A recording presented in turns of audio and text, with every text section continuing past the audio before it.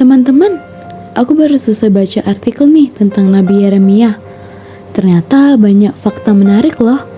Apalagi tentang panggilannya sebagai nabi muda dan julukannya sebagai nabi yang menangis. Menangis? Kok bisa sih? Apa sebabnya itu?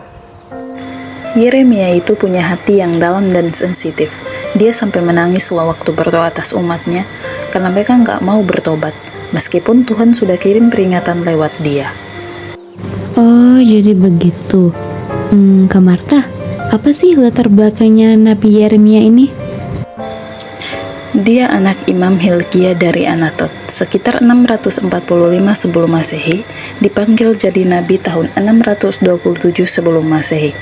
Waktu itu usianya belum genap 20 tahun. Alkitab menyatat nama dia 134 kali di 5 kitab. Pertama kali di 2 Tawarik 35 ayat 25. Coba bayangin ya, masih belia aja udah naik panggung rohani. Tantangannya pasti besar banget tuh. Iya tuh, dia banyak melawan penyembahan berhala dan nabi palsu, bahkan imam juga. Betul, dia menolak ramalan manis para nabi palsu yang bilang Yerusalem aman. Dia tegas menyampaikan nubuat celaka atas para pemimpin rohani itu. Dan nyawanya dia pun terancam. Dipanggil subversif, hampir dibunuh di Yeremia 26, lalu dimasukkan ke sumur di Yeremia 38. Dia juga pernah dipenjara karena konflik sama militer Juda. Nabi Yeremia juga bahkan menyaksikan Yerusalem hancur tahun 589 sebelum Masehi dengan 3 pembuangan, yaitu tahun 597 sebelum Masehi, 587 sebelum Masehi, dan 583 sebelum Masehi. Dan semua itu bikin dia ratapi umatnya. Kitab Ratapan itu ditulis sebagai ekspresi kedukaan mendalam. Di tengah ratapannya, dia tetap menemukan pengharapan. Tuhan adalah bagian saya, kasih setianya baru di setiap pagi. Lalu bagaimana cerita akhir hidupnya? Diramalkan meninggal di Mesir. Hieronymus dan Tertullianus bilang dia dirajam di sana setelah terus menyuarakan kebenaran, bahkan di pembuangan terakhirnya.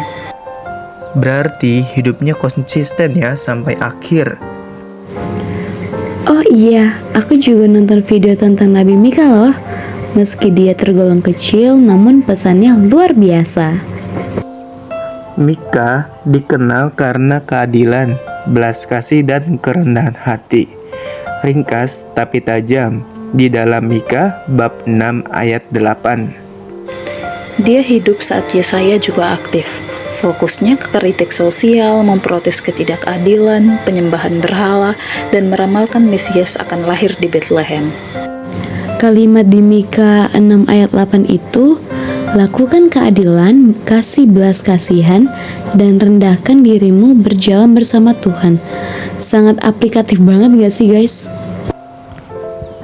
Dan jangan lupa bagian dimana buktikanlah lewat tindakan nyata, bukan cuman kata-kata saja. Nah teman-teman, kalau Nabi Yeremia kan penuh tangis, kalau Nabi Mika lebih padat dan tajam, tapi keduanya itu berfokus pada kebenaran walaupun pahit. Yeremia memberi kita hati yang sensitif.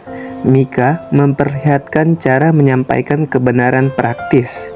Keduanya saling melengkapi. Nilai mereka relevan untuk zaman ini. Kita harus sensitif terhadap penderitaan orang lain, tapi juga bertindak lewat keadilan dan belas kasih. Aku kayaknya terpikir deh, kita bisa mulai praktek keadilan dan belas kasih di lingkungan kita, sambil tetap rawan dan jujur seperti Yeremia. Misalnya kita ikut volunteer di panti asuhan atau pendampingan anak, sembari belajar firman dan saling menguatkan satu sama lain.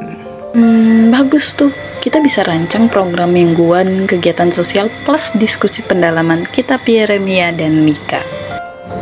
Nah, kita akan jalankan 3 poin utama, yaitu sensitivitas hati seperti Nabi Yeremia, keadilan dan belas kasih seperti Nabi Mika, kerendahan dan konsisten.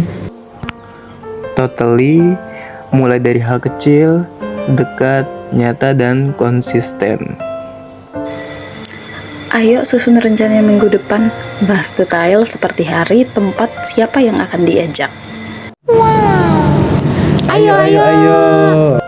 Semoga lewat kombinasi kisah Yeremia dan Mika, kita bukan cuma terdorong, tapi juga bertumbuh jadi komunitas yang berbicara kebenaran dengan hati dan tindakan nyata.